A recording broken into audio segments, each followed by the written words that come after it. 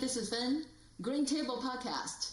Today's our honor to have Li as our guest. I've known Li probably more than 10 years, but I haven't seen her for 3 years, so I'm so excited.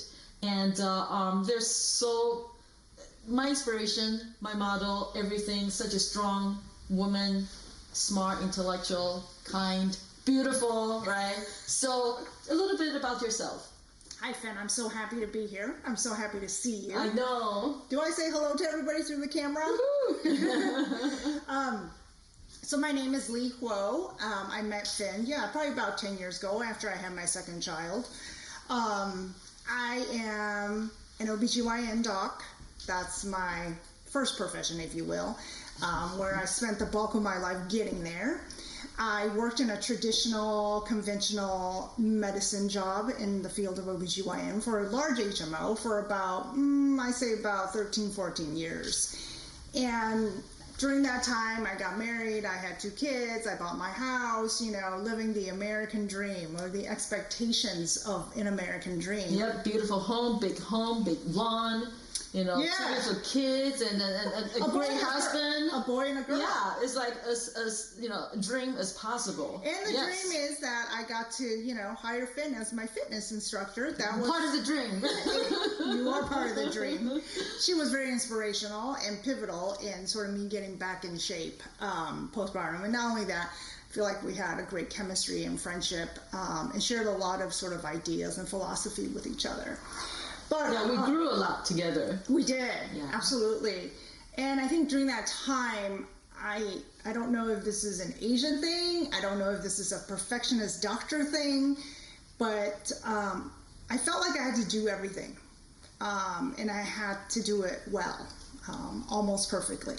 So things like I could afford to have someone maybe do some things to help me, like just simple things like grocery shopping, cooking. I didn't. I took it all upon myself. And cooking is not just like I'll heat something up in the microwave. It's to steam my kids, vegetables from organic produce, spin it down myself, freeze it in packs. And I was very regimented. And not all regimen is bad, but I'm just saying I was very regimented in how my kids were brought up, what they ate. I guess the stereotype of tiger mom comes into mind. And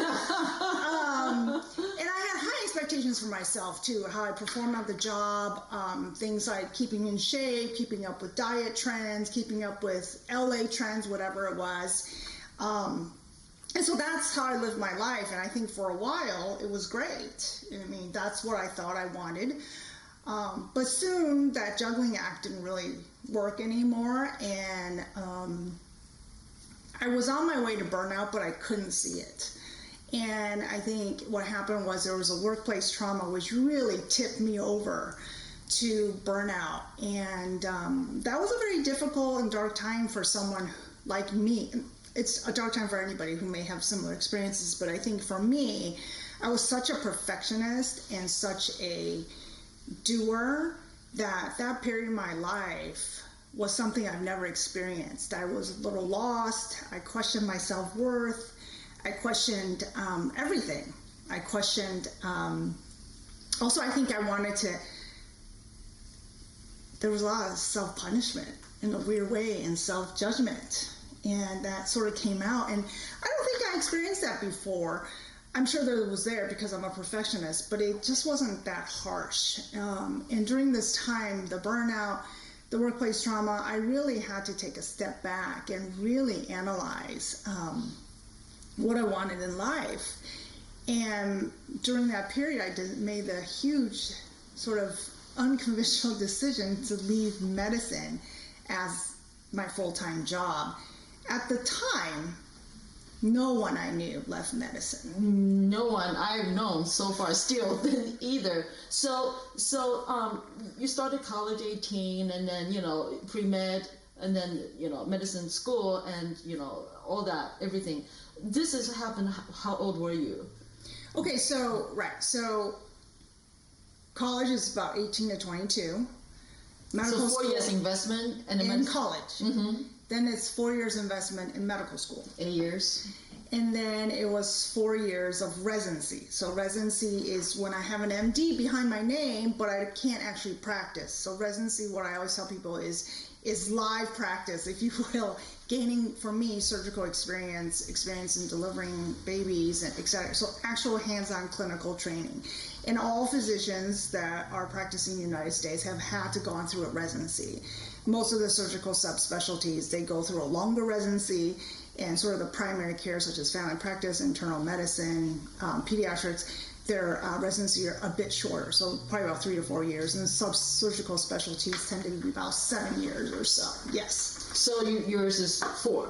Right. So it took me 12 years. So 12 and to become even a practicing doctor. Correct. And then another 10 years that before you hit this pivotal point of your life.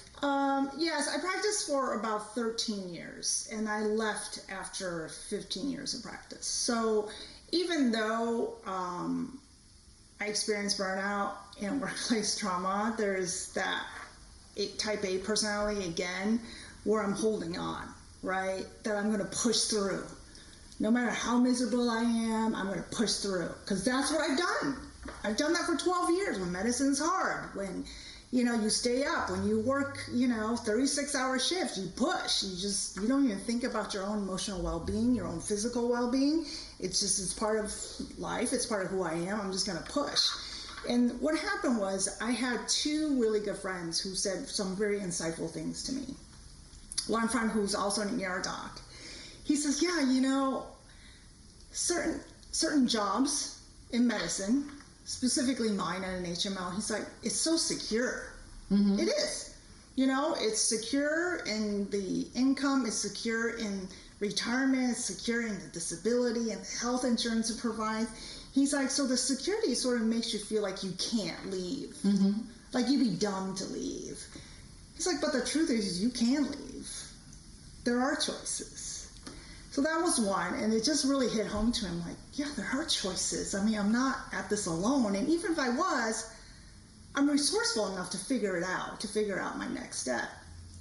And then the other friend, when I was talking about contemplating leaving and et cetera, he said to me, he's like, it's very interesting because as a physician, because you've taken so long to get here, and it is longer than most careers. Counted, right. Yeah. But then also you're pigeonholed or you're stuck, quote unquote, with this career until you retire, which is another 35 years, right? He's like, I've had 3 different careers already. So this friend is not a doctor. He's not a doctor. Mm-hmm, mm-hmm. He's like, every 5-6 years, I reinvent myself and I'm doing something different. He's like, that's sort of the problem with medicine. Or being a physician. Actually, that's very interesting because throughout average people's lifetime, people switch between 3 to 7 jobs, professions. Right. So actually, for medicine, because from 18, you guys has invested so much time, effort, money, everything. It's hard. Right. It's hard for you to let go of that piece, right? And you're like, oh my gosh, I spent my whole lifetime to get here. And after practicing for 13, 14, 15 years, I'm going to leave. You barely just pay off your student loan. Correct. Right. So am I going to let go of the next 20, 25 years to pursue whatever this other thing is? And I will share with you right now that part of the reason I know for a fact, now in retrospect with a lot of, thinking and coaching, I figured this piece out about myself. Yes, of course, I have motivations and I had inspiration for going into medicine. I have a disabled brother, and he was really my inspiration for going into medicine. However, part of the appeal of medicine is that it is a well-known path. There's no unknowns. As long as you have grit to get through it, to all the testing and the studying, the path is clearly laid for you. Okay, I'm going to major in biology or whatever in college. From there, I'm going to take the MCATs. Then I'm going to apply to medical school. In medical school, you do different rotations to figure out which subspecialty you want to go into. Then you apply. And the path is so clearly delineated for you that I know that that was part of the appeal. The control. Interesting. The knowing what comes next. Otherwise, if I was an econ major or biology major and coming out of college, I'd be like, what am I doing with that? Oh, like, so I understand part of me now is that it's a control thing, and it's also just, I have the fear of the unknown. Interesting. And you found that out when you're deciding if you're going to really leave this profession, pursue the space. Yeah. It's really the fear of the unknown. Interesting. And so anyway, so how did you feel at that time when you were contemplating to quit your job as a doctor, and then so many years at a established hospital system and everything? Yeah, I felt that I had to leave now or never leave. Interesting. Because I was getting older. I was around 43, maybe early 40s. I don't remember exactly. But I was in my early 40s, and I said, you know what? I have plenty of time to decide on something else. I can do something else. But if I stay and I end up being in my early 50s and retirement's around the corner at 58 if I wanted it, then I'm never going to leave. And I couldn't live with a what if. Interesting. Even you just had this tremendous amount of fear of unknown, because all your life up to 43 years old, everything is all laid out just right there. If you work hard, that's it. That's next step and everything. So even you face this huge unknown, you decided to take the opportunity to go for it. Yeah, I think that at that time, the truth be told is, I mean, it can sound very noble that I was like, ooh, I'm going to explore what my life can offer. But that's a little bit of a lie, But the truth is, I was running away from pain.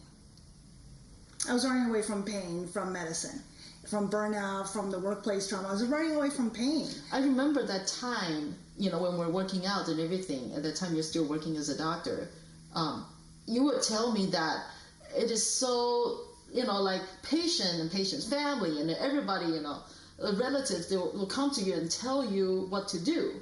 What is this? What they have? And then because what? They Google it. Yeah. And then that really hit me. It was like, that's true, because we think, we can Google everything, so we think we know a lot of things, and we really become disrespectful for professionals, such as doctors. Yeah. And I remember at that time, it's that disrespectful and, work, trauma and everything. You were so unhappy. Yeah. Oh, you remember that? Oh, I totally remember. I remember exactly what you were doing. Viper in front of that big mirror. And then, and also, I guess throughout that time, I still remember one time, that was the end of your struggle, that you really want to get out of, this fixed path. And the traditional medicine trajectory, correct. So one time you were saying, you were actually thinking about, why you always compensate yourself, your lifestyle, with a lot of treats, a lot of rewards, such as, expensive handbags, or expensive this, or mainly material things. You feel like you work so hard, so, and then you have to go, to get something expensive to completely compensate how unhappy you are, and how hard you work, and how much you sacrifice, and everything. Yeah. And then in the end of that time, you actually said, I really don't need this. I really don't need that. And then, I can sell my handbags. I can just, declutter my closet, remember? Yes. You really cleaned out, all the unnecessary things. Yes. So, a couple of things about that. So, Fen and I were probably going to discuss this eventually, but basically I found life coaching a couple of years ago. And I'll come back to that in a moment. But this whole phenomenon of where I bought handbags, nothing's wrong with expensive handbags if that's what you want. Okay, so let's put that out there first. Yeah. I enjoyed it, but I think my reasoning at the time is something called buffering. So buffering is a phenomenon that we talk about in coaching world, where we're basically doing something else to avoid feeling our feelings, to avoid dealing with our feelings. So for me, buffering comes in a lot of forms, right? There are people who actually overeat instead of dealing with their emotions. That's a very common, way people deal with that. Correct. Like feelings of, unworthiness, a bad day at work, stress, right? Instead of dealing with all of those emotions, people eat or people drink. I mean, drink, eat, buying things. Yeah. So for me, it was definitely that. That was part of my buffering. And so it's interesting that you remember that. And it's also very interesting that what I want to share too is at the time I really sort of stripped away. Once I made the decision to leave my conventional job in medicine, I really I sold my expensive handbags, we downsized. I know that was huge decision. So Li was living in this 4,000 square feet home. Yeah, right? 3,500 square feet. Yeah. And, oh my gosh, and everything. Big. And then, like a really dream American life. You see their family pictures, like, I mean, it cannot get better. And then when she decided to downsize the home to move in a condo, from that and rental, not like American dream, you have to own property. Right. But rental and everything, it was just like, wow, there's a huge, huge change from who you were, and then nothing right or wrong, but it's a huge change. Right. Well, I'm still who I am, right? Even though those are just dressings, is what I call it, and those are things that I think that I felt might have been important, or I felt like it was a rite of passage that, okay, so I've arrived at this point in my life. These are the things that should be happening. And what I've learned along the way is there are no shoulds. There's just intentional living of what you want to do. There are no shoulds. And so, so that period when I was at the rental, it was, by the way, probably one of the nicest condos and one of the nicest locations. So let's not even think like I'm in this dingy, like, dirty, crazy place. It was like near the Rose Bowl. Anyways, and we got to go to the Rose Bowl parade for free for the years. Oh, because you live there? I live so close. I didn't know that. So they invite the residents. No, you just show up. Just show up. Good. So, so let's just not, let's not sugarcoat that. It was a very nice condo.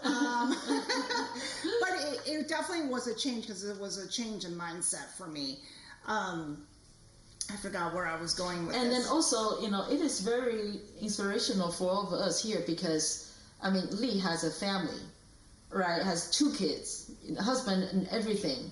And so it's not like a single person like me. If I want to, switch a job, I need to, talk to myself, discuss with myself alone, and that's it. But, for, a female, a mother of 2, and a wife and everything to make such huge decision, there's some opposition from the family, or? Not really. So I think that I am blessed in that sense. My husband, I think, understood or understands who I am, that I wouldn't make such a big decision unless I felt like I needed to. And his belief is that I'll figure it out. And so I never felt pressure from even my parents. Wow, so they were actually okay. They weren't applauding me. Yes, but they were not against. No, they were not like, what are you doing? What are you thinking? There was none of that. My mom said that she was kind of happy that I did that because for health reasons, because as an OB, I worked a lot of 24-hour shifts, chronic sleep deprivation. So she's a big believer in like that cannot be good for your body. Wow, so for your own health, she's happy. She condoned. For your, yes. Wow, that's interesting. Yeah. That's not traditional Asian parents. No. Not at all. No, and my father didn't say much. So what, if he disapproved, I didn't know.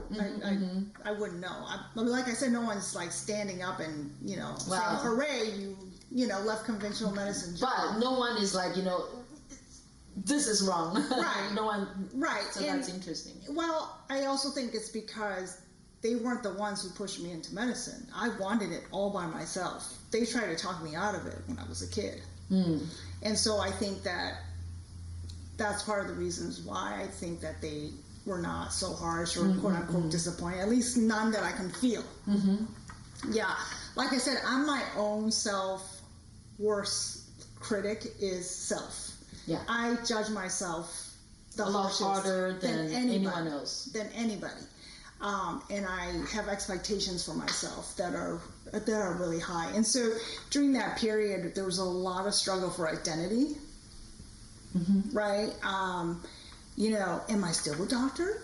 Am I, how do I fit now? Like, people, when you meet people, I was like, what do you do? Right? I mean, it's just sort of part of the conversation. Yeah, right? even I asked, what's your main, profession right now, right? So right, and so I think a part of me really struggled with that too. But the truth is, I will always be a doctor. That part of my knowledge is never going to leave. The reason I went to OBGYN is to empower women. That motive will never change. I will always empower and support women no matter what. I do it through my Instagram pages, through my Facebook interactions. It's still exactly who I am. And this past year, I actually, this is very interesting, but I went back to work. I get paid for it, so I don't want to say I'm volunteering.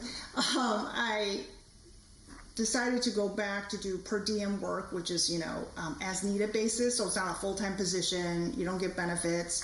So this is how many years after you start practice OBGYN? Well,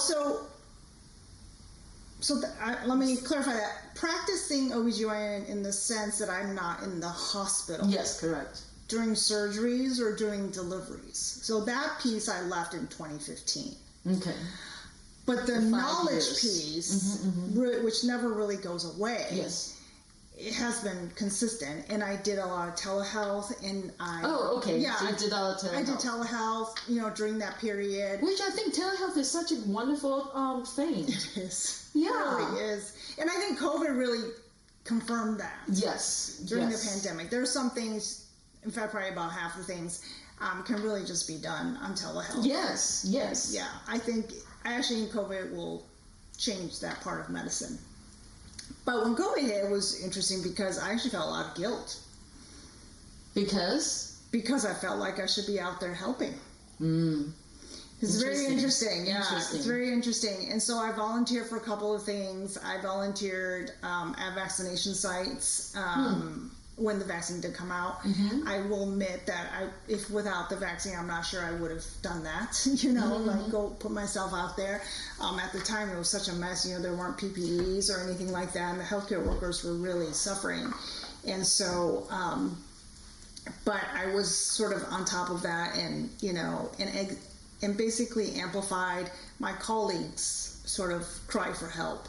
So even though I'm not in the trenches, I'm always there. I understand what a healthcare worker could feel and the challenges that they have. And so any chance I get, I talk about that on my social media to amplify their needs, to amplify the concern, to amplify the alarm, if you will. So the drive was horrendous, I'm not going to lie. Yes. At first, I totally justified it. I was like, no, I'm going to listen to podcasts, I'm going to do this, I'm going to do that. And within about 2 weeks of it, I was like, oh no. I don't know how much more podcasts and music I can listen to. I'm still exhausted when I come home. It's shocking how a 3-hour commute can really exhaust you. I guess I was a little naive. I don't know. Or I really wanted to serve, right? I really felt like I wanted to contribute, so I jumped at the chance to contribute. And I did enjoy that time. The patients there were amazing. They definitely had health issues. They had a lot of social challenges. But when I see that patient population, I feel like this is why I went into medicine. It's exactly for these reasons. It's to help people who don't have access, and it's to educate them. So I had a lot of opportunities to educate them about the COVID vaccine because there was a lot of fear and trepidation for pregnant women to get the COVID vaccine. So there were a lot of discussions there. So I felt that was a great 6 months, but it came to an end. And because commute was just too much. The commute was too much, and my kids went back to school. And if I'm out there, that's it. I can't help at all. If there's an emergency, there was nothing. But this is very interesting, right? Because my old me would have said, no, you're going to stick it out, right? You have to do it. What's 6 months? 6 months is not a commitment. You have to be there at least for a year. What are you thinking? But the new me, through coaching, is that I did help for the 6 months. I've done my best. It's okay to say no, and it's okay to stop. I'm not under like an extended contract. I didn't, do anything that was illegal by leaving. The contract was always like, come when you want to, and and you can leave when you want to. But the old me would have been like, no, I have to stick it out no matter what. Like a little bit of the martyr sort of syndrome. But again, through my experience, I learned I did serve, I did help. But now I need to sort of look out for my family. And it's okay to say no. So just side question, because throughout the years I realized when doctors serve, the population that they're on, government assist or Medicare, Medi-Cal. Yeah. Yes. So the doctor get very, very little pay compared to the regular insurance patients. Well, that all has, so part of the reason I worked for a big HMO is I didn't want to deal with any of that. The business aspect of it. Yes. So in this situation, I honestly they're not, so it's not paid directly to the doctor. It may be paid to the hospital, to a health plan, and then it gets directed to the doctors. For this particular place that I'm working for, the rate's already calculated for me. So it's equivalent than like a regular job?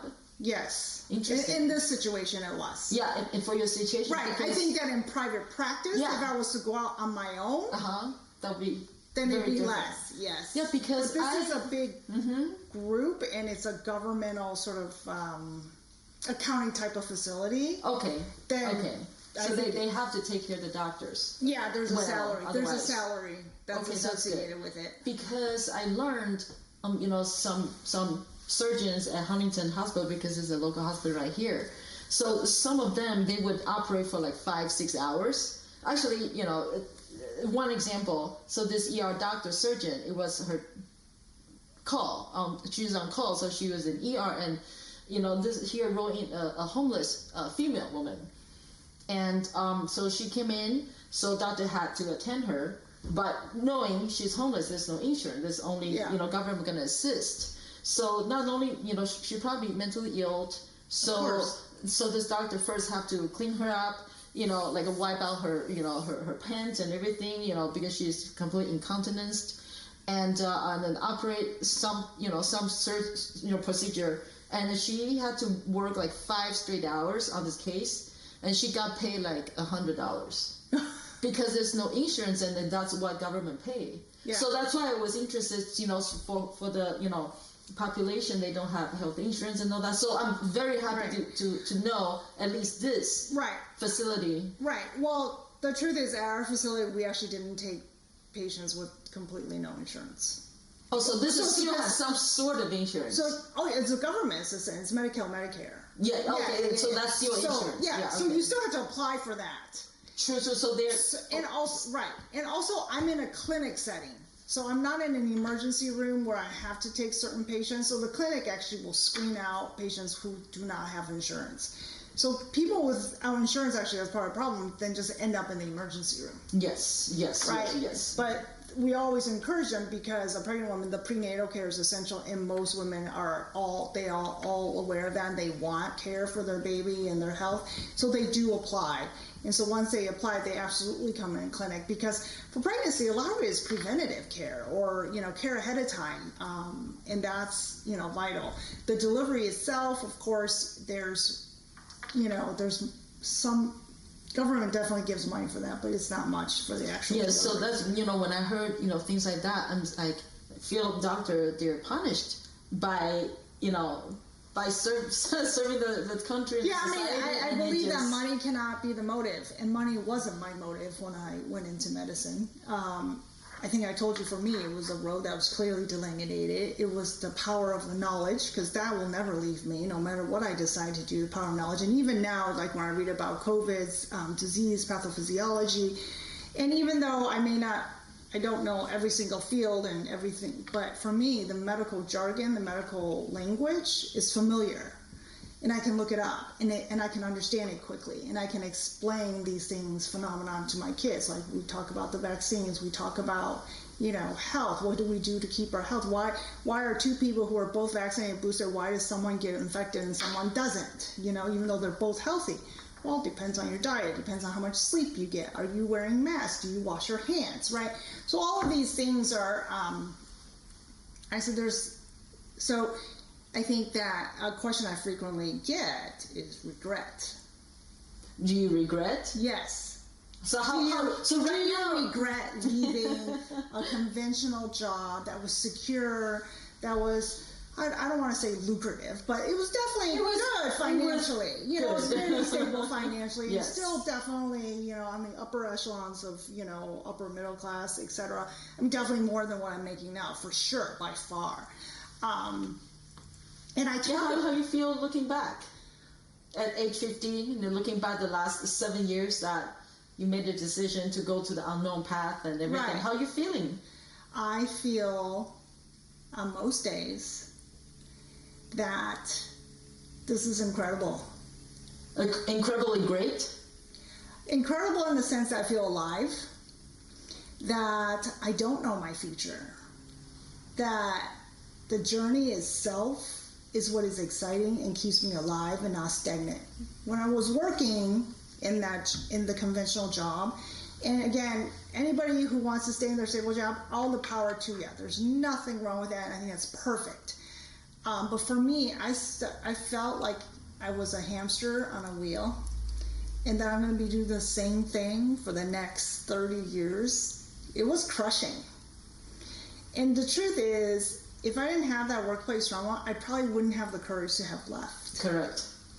I would have just sat there, and who knows what would have happened to me. I don't know, right? So I think regret's a very interesting question. I think that regret if you can learn something from it, right? Like, I regret not speaking up when this person said this about this person, right? That could be a regret. The next time, say something, right? So that's how regret can help you. But if regret is like, oh my God, I made the worst decision ever, look at my life now, that's not helpful. How's that helpful? I made the best decision that I thought possible at the time. So where does regret get me in there? Nothing. It's useless. So why am I going to dwell on regret? I trust the decision I made for myself. I have my own back, and I'm going to move forward.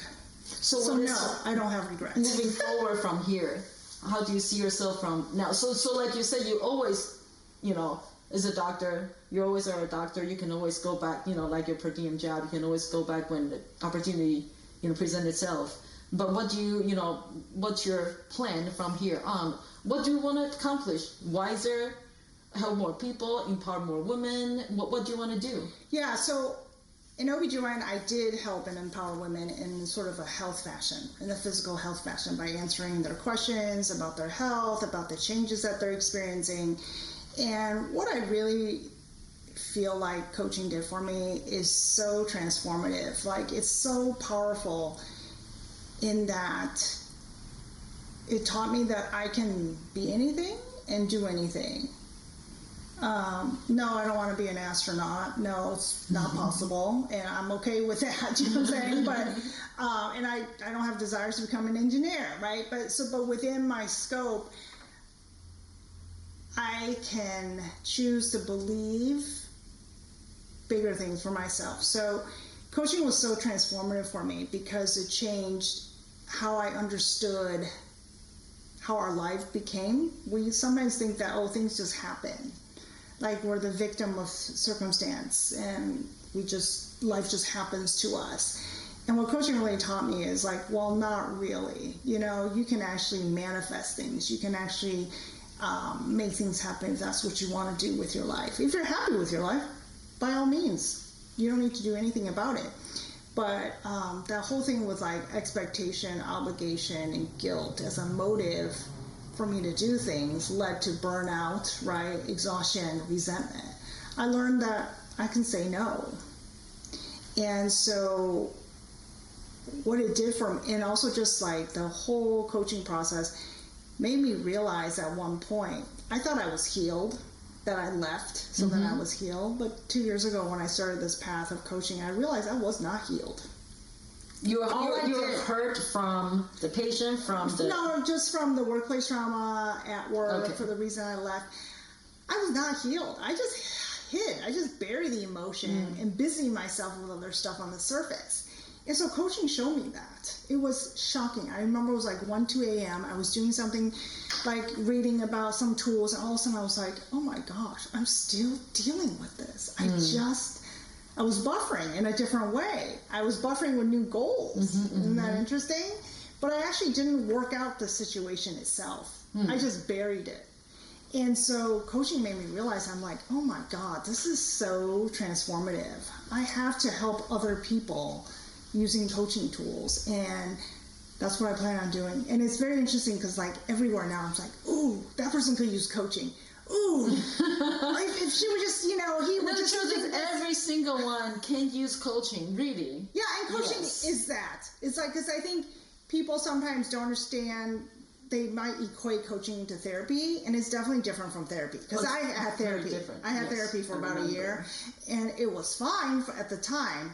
But coaching is so much more powerful for me, because I don't actually have an actual diagnosable ICD, an actual diagnosis. But even people with actual diagnosis, I think that having a psychologist, psychiatrist, a therapist, and a coach, they can all simultaneously work together. So are you healed right now?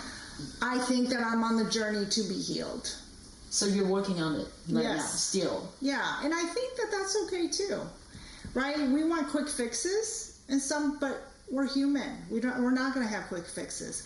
I think even 20 years from now, there might be a lingering thought of something in the corner, but that's okay, because I can recognize that and say, well, but those thoughts diminish, right? They diminish with time if we are aware of them, if we work on them, if we, are accepting of them instead of trying to bury them. Because I think the more we bury, the more of the ugly feelings come rearing out at unexpected times. Okay, so that's great. So you're still on a journey to heal of yourself. I remember 8, 9, 10 years ago that you were seeing psychologists and then therapist, and then so good. So you recognize that it's there, and then you're working on it instead of just buried it or buffer it out and then set up other busy goals, and then so that's great. Yes, that is great. I'm enjoying it all. Actually, now remind me of one of my experience. It's very interesting. So because I never knew I was hypersensitive, that's why I'm so good at what I do. But I never knew such a thing exists. So my sensitivity level probably is 0.1% population, if any. So, but anyways, I need a lot of care. I need a lot of love. That's why I give so much, because it's just me. I'm like a ball of love. I love to give. I love to receive. I need a lot, right? Yeah. So, but there are 4 kids in our family, and I was unwanted. I'm a girl, right? So I never really have a lot of attention or love, and I always crave for that. So I remember I was probably 4 years old or 3. I remember every single second to this day, right now. We have little condo probably this big for 6 people. We're poor. Yeah. Yes. And I always slept with my mom because there's no bed. Yeah. So I always slept with my mom. But that night, my dad decided, she's old enough. She will sleep in the bunk bed with the 2 sisters. So just like that. I was very little. I need so much love I already didn't have. And then all of a sudden, it's like, ding, you're there. Yeah. And so it was like, so I was in the bunk bed. That was early, right? So, the sister's not there yet, and I was just in bed. And then my parents are outside watching, soap opera, whatever thing that, Bao Biao. I still remember that soap opera. That was my enemy. Anyway, so they're busy outside looking at the TV. And I was there. I was on the little bunk bed. I was like crying my heart out. And it was like, I love to draw. That's why I draw everything. So we're drawing the little girl. I still remember, abandoned on the street, and there's 2 parents, and then all that. And I was crying. I was trying to cry. No one came. And then so probably 8 o'clock, I was already crying for like 1-2 hours. I was like, I cannot stand it anymore. I need my parents. And so I pretended I need to use restroom. And then so at that time, my sister already came up. But, they're 5-6 years older than me. Yeah. Little sister, they don't, you sleep, whatever. And then so I was like, I was like, eyes are just swollen, and, everything. And then, nose is, running. And then so I walk outside trying to, have my parents' attention. And they didn't even see me.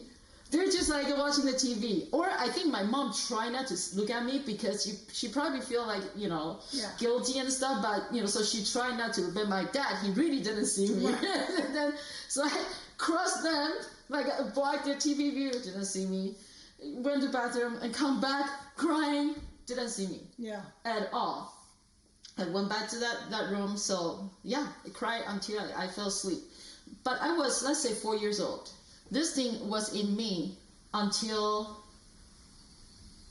4 years ago. Yeah. It's always in me. And so that's why, I'm single still. But that's why I had a lot of relationship issue. Yeah. I couldn't have relationship. Yeah. Because I didn't know. But I was abandoned in my mind. Yeah. Although my parents loved me. Everything they can do. Yeah.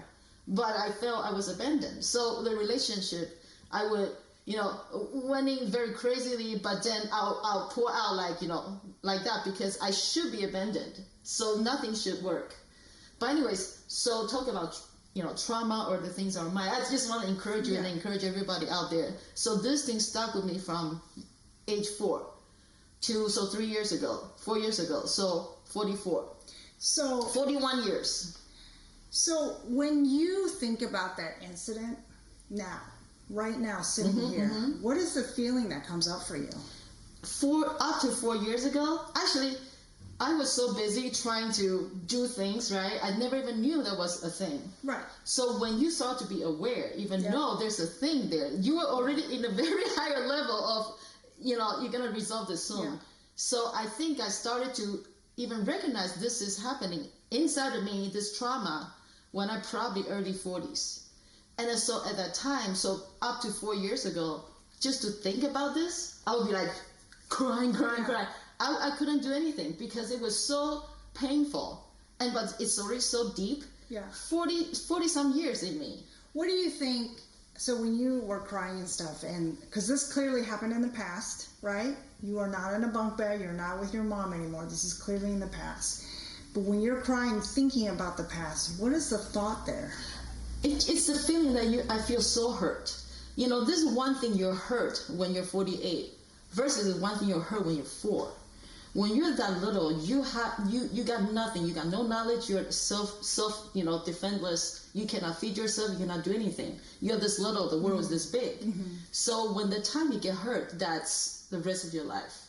Because you're in such a vulnerable position. Right. So 40 some years old, before I healed myself, when I went back to that moment, whether I wanted or not, I went back to that moment, I would become like that 4-year-old person, right, without any power to defend myself. Right. So this is very, very interesting because with coaching, the big difference between coaching and therapy is therapy would have looked at that past, analyzed it, talk about how it affected you to today, which is exactly what you're doing. What was very interesting about coaching, which I grabbed onto, was the past is the past. It can no longer hurt you. What is hurting you now is your thoughts about the past, right? So think about it. It's very powerful, right? And so why is that powerful? It's powerful because you could choose to stop the pain. You can choose to have different thoughts. I was a little girl. Yes, I was hurt. But thank God I'm not there anymore and I can protect myself now. So it switches, it changes it to be very powerful. So for me, my past, regret, I loved my medicine job. It was so secure. It was financially secure. What was I thinking? Blah, blah, blah, blah. It's very past focused. And if that's all my focus is the past, I can't move into the future. Because that's all I'm doing is comparing and trying to get back there. Well, you left. It's like, but that's how our brain works. We think the past is so much, for me, not in your situation. We survived through the past. So it's actually a very secure place for us because we survived. Yeah. Yeah. But to move forward, right? Yes. We can't dwell on the past. It prevents us from moving into the future. And that's why you healed and come across that. So 4 years ago, I remember, so it's very interesting. So for 40 years, it was just completely buried. Yeah. You know, I didn't even know I was strong. I was working. You know, everybody looked up to me, and I worked 24/7. I was proud of it. And then, so when, you know, become wiser and everything, so things start to come out, and you become less and less powerful to go against the feeling. So before, you know, so the feelings start to like build up, and every single time, and then they more frequently come back to you, and they're more powerful. Yeah. Until like it just hits you to the face that you have to process it. Yes, and acknowledge it. And then so, but I think this is also, you know, that's the right moment, your right growth, your, you know, the right age and everything, all the circumstances that you can resolve this. I was talking to Kurt, my other client, you know, because he also has, you know, some parents trauma. We all do. And as I was crying, I was training 50 minutes, you know, precious client's time, but I was just crying. I cannot even talk about anything. And then so a month later, I went back home. But at that time, I already know, I'm fine with this now. I don't know why, but I know I'm fine with it. So the last time it was hurting me so much was the day when I talked to Kurt. Mm-hmm. So a month later, I was home. And then so I told my parents what happened 44 years ago. And then my dad looked at me, he's like, what are you talking about? I'm sure. The Chinese men, they put food on the table. They're the best dad. Yeah. He's like, what are you talking about? And my mom's like, yeah, that day you said that she can start to sleep on her own. I remember that day. Yeah. And then so I explained to them what happened, you know, what happened to me and all these years, and it affected, you know, with my personal relationship, with my, you know, everything. And then my dad listened, but he didn't understand, which I understand. My mom listened. I don't know if she understand. But anyway, so I told them that, because they still live in the exactly same condo for 50-some years. So I said, you know, I know at that time I didn't need that anymore, but I did it anyway. So I told them, why don't you sit here? That's exactly, we have the same furniture for 50 years. Why don't you guys sit there? The TV is no longer the same direction, but you guys sit there. I'll go to the room. I'll lay on there. We don't have bunk bed anymore, but I'll lay on the bed and I'll come out exactly 44 years ago. Yeah. But this time, instead of completely ignore me, call me, come over, sit between us, hug me, love me. Let's do that. My dad still was like, what is this? My mom's like, okay, so, yeah. So, no, but remember my dad now is 94. He's like generation before. Yeah. He doesn't understand this kind of things. Like coaching? What are you talking about? If my dad's your dad, oh my God. He was like, thank you. So I went to the room. I came out exactly, you know, the same. And then they called me. So I sat in between them. And then so we hug each other. And then I think they might have kissed me. I don't even know. Yeah. And then, yeah. So, but you know, to that point when I can talk about this, when I can actually, you know, have a strategy and to communicate, to talk about this to the people, my parents, I was already fine. Right. So I'm very curious. How did you all of a sudden snap into being fine? What was the thought that was in your head? You know what? Something it's very interesting. This past 2 years, something must have clicked. Just the fact I moved to this house. Because all my life, I thought I had to work so hard, the guilt and everything, right? Exactly how you feel. I have to provide. I have to make money because we're so poor. You know, I have to do everything, you know, the best I can until I burn out. It'll be actually easier. You just burn out, just die, and then just fight so hard with your life. So I didn't have a place to sit down for food. Everything converted to a gym, and so. Just the fact that I moved here. I remember, because I have 3 coaches, no matter how difficult my business is, I insist to have coaches to help myself and help my clients. Right. Because my brain is not going to make the best program for my clients. Anyway, so this business coach, I remember when I couldn't sell that house, when I couldn't sell this house because pandemic hit, he told me to move here because this is empty. I cannot sell it. I said, no. This is even the front house, 2,600 square foot place. All my life, I live in a little gym, little room, or I rent Tom's condo, downstairs still convert to a gym, or something. I'm always not living. I'm so frugal. I'm trying to make things work for my parents, for my brother, for everybody else.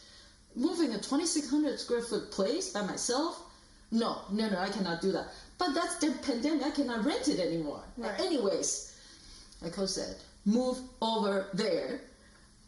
Okay, all right, not worth fighting. It's empty anyways. It's funny how our beliefs. Just that act, Yeah. I completely changed a different person. I've been trying to tell people they know me for 20, 30 years that I'm a very different person. No one believed me. Like my very good girlfriend, Carolyn, she didn't believe me. It's fine, I'm just telling you, I'm a very different person. So until this weekend, we're having dinner. And then she's like, really? And I said, I told you I'm a different person. Yeah. She said, I have to see it before I believe. So that's a year and a half after I told her I'm a totally different person. So I don't know. So I really believe change can happen right away. Oh, change, yeah. Yes. Absolutely. So I hope that, your healing, it doesn't matter. It doesn't matter. It's very slow. It doesn't matter. It just, boom, there's nothing else you can heal. Right. I believe you can be healed, and it's still okay to think about that. Of course, yes. And then, but, Yeah. the most important, like you said, is the journey itself. Yes. It really, the point is not you're healed or you're working, to heal or what happened Right, the before. destination could change. Yes, that's not really important. No. So, just by giving myself the space I never had in my life, Right. I'm such a different person. Remember before, You're talking about physical and metaphoric space. For you, it's actual physical space. yes, but that gave my mind the space. Right, I never knew. right. I always thought, I'm okay, I can think and I'm okay, but I never know, just by giving myself the physical space, my mind can be so free. Yeah. It's incredible. Good. Yes. So, yeah, so because, I feel that way as I walk in here.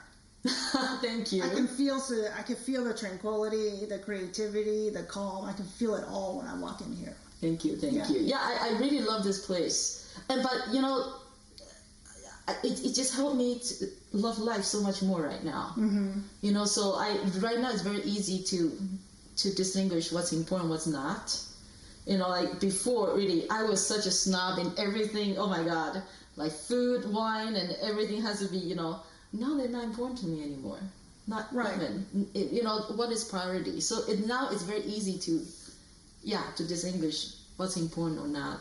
And spending time with people, that is so precious to me.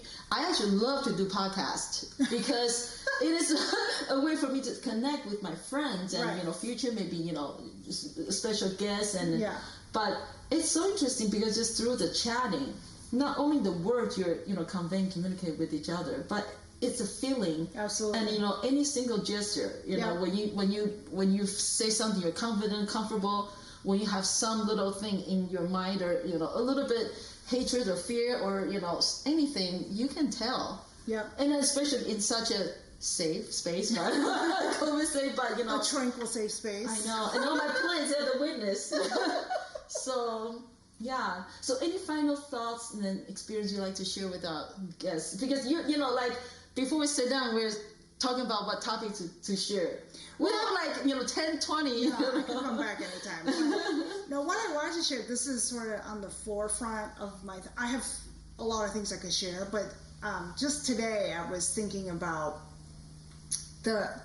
because from coaching we teach that there's a circumstance, and a lot of us think that the circumstance, for example, COVID, is what's making me feel a certain thing. And what coaching really teaches us is a circumstance is actually very neutral.